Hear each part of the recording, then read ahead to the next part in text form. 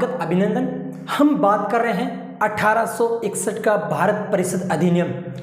1861 के भारत परिषद अधिनियम के माध्यम से कौन कौन से प्रावधान किए गए थे, उन प्रावधानों को लेकर हम चर्चा कर रहे हैं।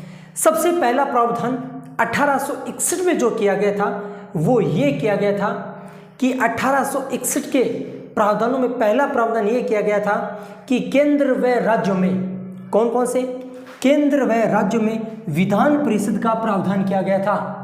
केंद्र व राज्यों में विधान परिषद का प्रावधान किया गया था। आपको पूछे कि केंद्र व राज्यों में विधान परिषद का प्रावधान किया गया, वो किस एक्ट के माध्यम से किया गया, तो आपका उत्तर होना चाहिए 1861 का भारत परिषद अधिनियम। दूसरा प्रावधान ये किया गया था, आपने नाम सुना होगा गवर्नर जनरल का। गवर्नर जनरल विधान परिषद की अनुमति के बिना, गवर्नर जनरल विधान परिषद की अनुमति के बिना अध्यादेश व वीटो की शक्ति का प्रयोग कर सकता था। मतलब कहने का तात्पर्य यह है कि गवर्नर जनरल को विधान परिषद से अनुमति लेने की आवश्यकता नहीं थी, वो अध्यादेश व वीटो की शक्ति का प्रयोग कर सकता था। ऐसा प्रयोग, ऐसा प्रावधान 1861 के भारत परिषद अधिनियम के माध्यम से किया गया। तीसरा प्रावधान ये किया गया, आपने नाम सुना होगा बम्बई कलकत्ता मद्रास। कलकत्ता बम्बई मद्रास में उच्च न्यायालय का प्रावधान किया गया था और यह प्रश्न काफ़ी प्रतियोगिता परीक्षा में पूछा गया है। कलकत्ता बम्बई मद्रास में किस एक्ट के माध्यम से उच्च न्यायालय का प्रावधान किया गया था, तो कलकत्ता बम्बई मद्रास में 1861 के अधिनियम के माध्यम से उच्च न्यायालय के प्रावधान किया गया था, जिसकी स्थापना 1862 में की गई थी। 1861 में तो प्रावधान हुआ था, स्थापना 1862 में हुई थी। ये तीन महत्वपूर्ण प्रावधान 1861 के भारत परिषद अधिनियम के माध्यम से किए गए थे। तीनों प्रावधानों के बारे में लिखते हैं, इसके अलावा कौन कौन से प्रावधान किए गए थे इनके बारे में भी चर्चा करते हैं। आप साथियों हमारे YouTube चैनल को सब्सक्राइब कीजिए, लाइक कीजिए व शेयर कीजिए। एक बटन तो दबा दो, सब्सक्राइब करने में आपका जाता क्या है। पहला प्रावधान हम पढ़ रहे हैं भारत परिषद अधिनियम 1861 का। इस अधिनियम के माध्यम से, इस अधिनियम के माध्यम से, इस अधिनियम के माध्यम से केंद्र व राज्यों में विधान परिषद का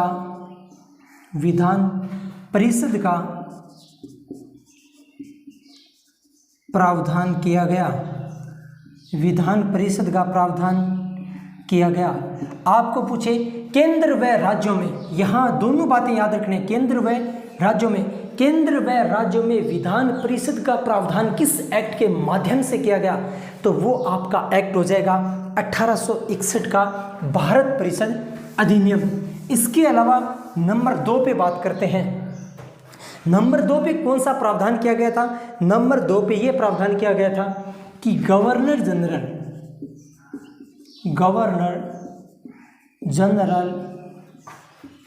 आपातकाल के दौरान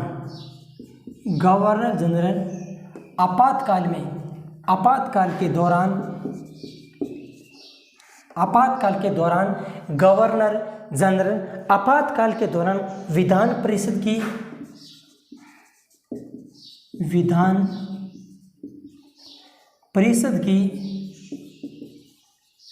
बिना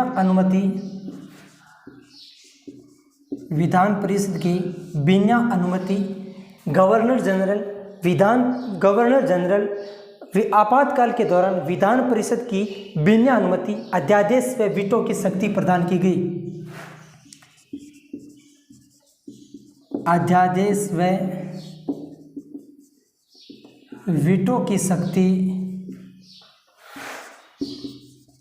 की शक्ति प्रदान की गई। अगर आपातकाल की स्थिति हो, अगर गवर्नर जनरल को या भाई गवर्नर जनरल को आपातकाल के दौरान अगर ऐसी कोई आपातकाल स्थिति हो, उस स्थिति में विधान परिषद की बैठक होना मतलब कोई ज़रूरी नहीं है। आपातकाल के दौरान विधान परिषद की बैठक नहीं हो रही है तो गवर्नर जनरल को ये शक्ति प्रदान की गई कि आप अध्यादेश व वीटो की शक्ति का प्रयोग कर सकते हो। आप जैसे पढ़ते हैं गवर्नर का मतलब राज्यपाल, गवर्नर जनरल का मतलब राष्ट्रपति। जैसे राष्ट्रपति को अध्यादेश जारी करने की शक्ति है, उसी प्रकार 1861 के अधिनियम के माध्यम से यह प्रावधान किया गया कि आपातकाल की स्थिति हो, विधान परिषद की बैठक नहीं हो रही हो, तो गवर्नर जनरल अध्यादेश व वीटो की शक्ति का प्रयोग कर सकता है। और ये प्रावधान किसके माध्यम से किया गया, तो 1861 के परिषद के माध्यम से किया गया।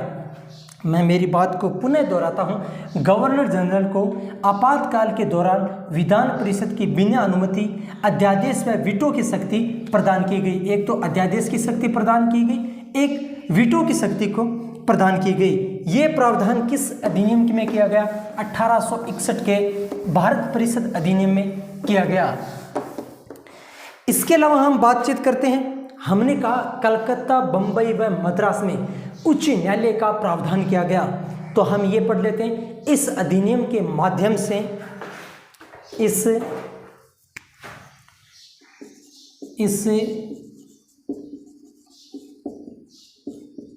अधिनियम के माध्यम से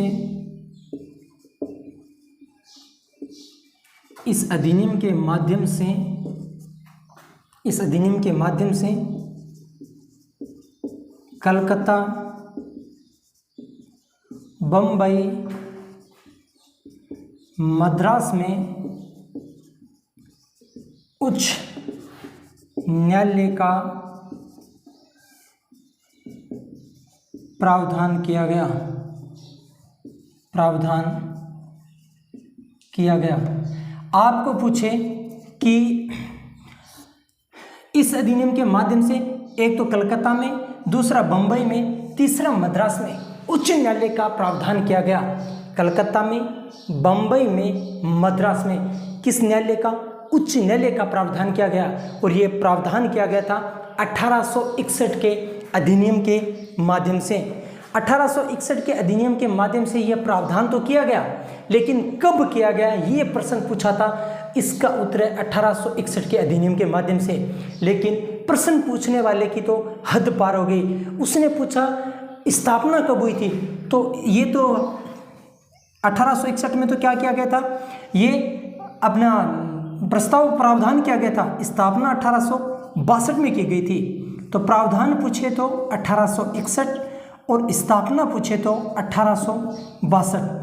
ये बातें भी महत्वपूर्ण बातें हैं जिनको आपको ध्यान में रखना है।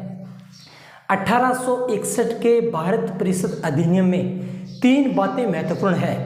पहली बात तो यह है, इस अधिनियम के माध्यम से केंद्र व राज्य में विधान परिषद की स्थापना का प्रावधान किया गया। दूसरा, अगर आपातकाल का स्थिति हो, आपातकाल का दौर हो, तो गवर्नर जनरल इस विधान परिषद से बिना अनुमति अध्यादेश व वीटो की शक्ति का प्रयोग कर सकता है। इसका मतलब यह है, आपातकाल में विधान परिषद से अनुमति लेना कोई आवश्यक नहीं है। इसके अलावा बंबई, कलकत्ता, मद्रास में उच्च न्यायालय का प्रावधान किया गया था और यह प्रावधान 1861 के भारत परिषद अधिनियम के माध्यम से किया गया था और जिसकी स्थापना 1862 में की गई थी। ये एनसीईआरटी में भी प्रश्न है, ये प्रतियोगिता परीक्षा में भी पूछा गया है और पूछने की भी संभावना है। तो इसका मतलब क्या हुआ, देखो कि राष्ट्रपति जब अध्यादेश की शक्ति राष्ट्रपति को प्राप्त है आपातकाल के दौरान, ये शक्ति हमने कहाँ से ग्रहण की है, 1861 के भारत परिषद अधिनियम से। आपने उच्च न्यायालय के बारे में पढ़ा होगा या उच्च न्यायालय के बारे में पढ़ते हैं तो उच्च न्यायालय का सबसे पहले ये जो बीज है वो आपको यहाँ मिलेगा 1861 के भारत परिषद अधिनियम के माध्यम से। ये था साथियों 1861 का भारत परिषद अधिनियम। मेरे को आशा और विश्वास है ये क्लास आपको पसंद आई होगी। अब मैं मेरी वाणी को विराम देता हूँ। जय हिंद, जय भारत माता। धन्यवाद। विष्णु चाहना आपसे अनुमति